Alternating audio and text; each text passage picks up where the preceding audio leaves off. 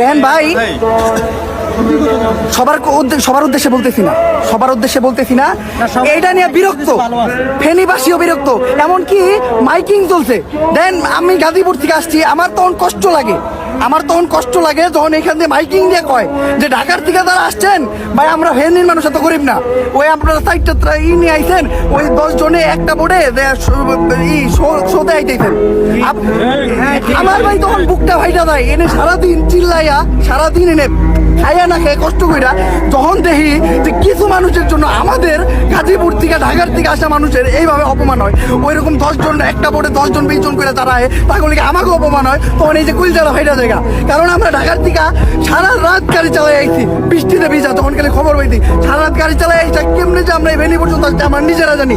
আজকে সারাটা দিন এই জায়গায় প্রত্যেকটা পার্সন ভেনির মানুষের লোকে পাগলের মতো কাটতে দেয়, খাইয়া না খাইয়া। কিন্তু যখনই এইটা দেখি আমি নিজেই প্রমাণ, আমি ভেনির মানুষের দোষ দেবো, আমি নিজে প্রমাণ।